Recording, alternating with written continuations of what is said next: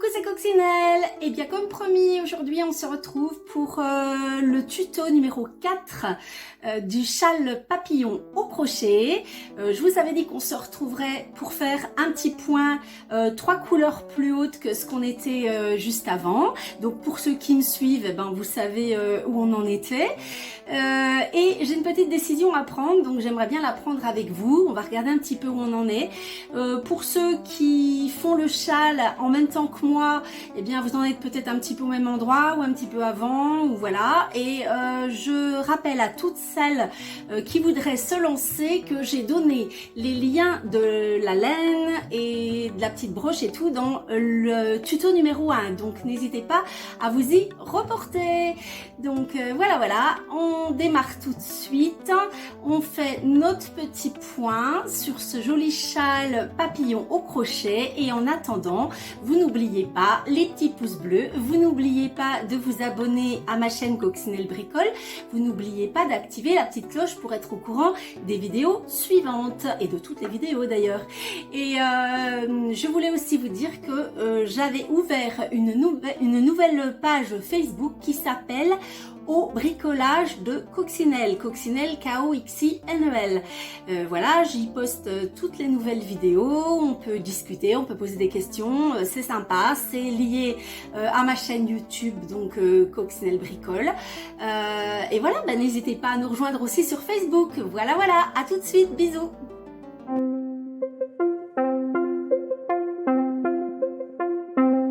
Alors voilà où j'en suis les gens. Vous voyez, j'ai vraiment bien avancé. Quand on sait que à chaque fois il y a un mélange de deux fils, la dernière fois on démarrait à peine le rouge. Et comme je vous avais expliqué, on avait coupé du fil pour démarrer le rouge en début de rang, parce que autrement j'avais peur que ça fasse une démarcation qui se voit, parce que ça m'est déjà arrivé dans un pull au crochet par le passé. Donc ici on démarrait donc le rouge, j'ai continué, après ça passait sur un rouge et beige, il y avait plus de rouge que de beige pour le coup, et après je démarrais le rouge et on va dire un bleu violet un petit peu. Voilà, j'ai eu de la chance pour le bleu violet parce qu'en fait je me suis trouvée en début de rang, et ici là, voilà, pour démarrer le violet. Donc du coup c'était nickel, là j'ai pas eu de problème de démarcation. Ici je suis passée à un violet beaucoup plus marqué, avec quasiment plus de rouge, hein. Et puis du coup, eh bien là j'ai une décision à prendre, donc on va regarder ça ensemble. Pour le coup maintenant, vous vous souvenez, je vous avais dit au fur et à mesure, tenez bien votre pelote parce qu'autrement vous risquez d'avoir des problèmes, ça risque de s'emmêler. Je l'ai déjà fait, c'est la 3e fois, hein, que je tiens ma pelote comme ça avec du scotch, et comme ça, hein, parce que voilà, autrement si ça commence à se défaire et à se démêler, ça devient du grand n'importe quoi. Voilà, alors je vous montre, parce que là on va vraiment être dans des couleurs très foncées, hein. Et s'il reste il reste 3 couleurs je crois avant d'arriver au bout du châle, hein. Il reste donc le violet noir, après un noir violet on va dire, et après c'est le noir. Voilà, et après on sera au bout. Alors je vous montre un petit peu où on en est et on prend cette décision tous ensemble. Alors ici, comme vous le voyez, je vais passer à la couleur suivante. C'est-à-dire qu'à partir de maintenant, il n'y a plus de rouge. Même si vous utilisez une autre couleur de laine, un autre dégradé, puisque je vous ai mis les liens dans le premier tuto, et dans cette sorte de laine, vous avez plein de couleurs différentes, vous aurez toujours le même problème, hein. Ça sera toujours le même problème. Donc ici, on n'a plus du tout de rouge, et à partir de là, eh bien, on est sur du violet et noir, hein. Donc ici, je me trouve pas du tout en fin de rang. Si je dois redéfaire, vu que l'ouvrage est très grand maintenant, ça me fait vraiment beaucoup de fil à retirer, et je me dis que comme on est dans des couleurs foncées, peut-être que ça ne se verra pas. Donc on va tenter le coup, hein. Voilà, je vais faire un petit peu avec vous, on va tenter le coup et puis on regardera ce que ça donne, ok? Alors bon, voilà, hein. Donc on y va. Comme ceci. Et là, je sens le petit nœud qui arrive. Ce sont des tout petits nœuds qui sont cachés, hein, tellement ils sont minuscules. En fait, quand le fil est tout petit comme ça, les petits nœuds ne se voient quasiment pas. Hein, donc, vous pouvez les laisser comme ça. Il n'y a pas besoin d'essayer de rentrer des trucs ou comme ça. Voilà, vous ne rentrez que quand il y a des grands fils. Hein. Voyez, regardez, là, je suis partie sur le violet et noir. Donc, on va voir tout de suite ce que ça donne.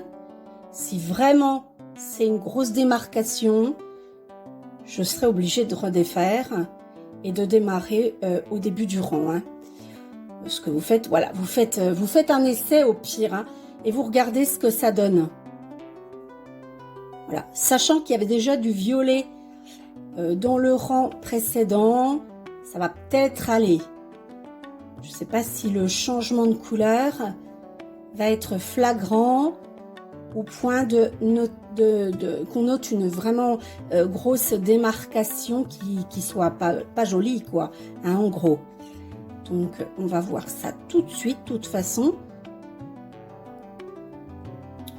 Et puis, on va prendre cette décision de savoir... non, là, j'ai pris un petit fil en trop. Cette décision de savoir si on continue comme ça. Ah, là, j'ai encore un autre fil. C'est pas moi, c'est la laine. Hein, donc, c'est pas évident de crocheter en même temps qu'on filme. Hein. Je vous avais déjà dit l'autre jour. Parce que du coup, je suis un petit peu en biais.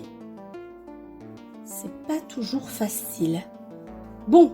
Alors, on va voir ça tout de suite. Hein. C'est pas la peine d'aller au bout du rang. Hein. Ça sert à rien. Alors, je vais vous mettre ça comme ça. Et puis, on va regarder ensemble. Hein. Voyez, regardez. Voilà ce que ça fait. Je vous le montre de plus près.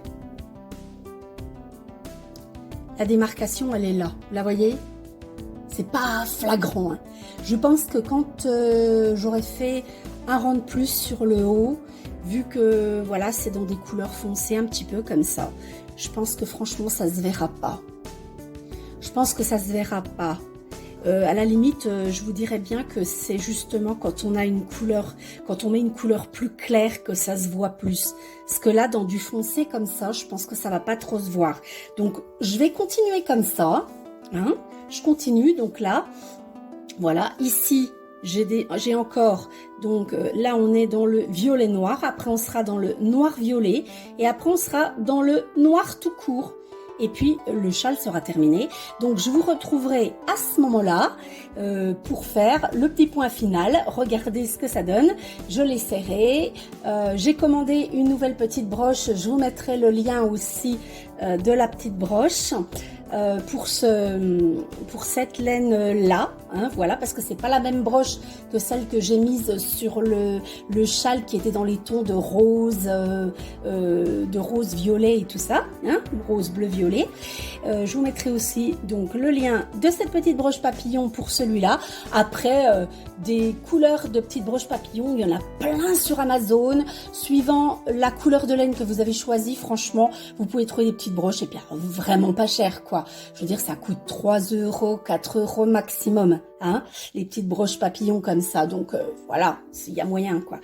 Allez, je fais tout ça et puis je vous retrouve pour le tuto numéro 5 qui sera le dernier tuto de ce joli châle papillon au crochet. Voilà, voilà. À la prochaine fois.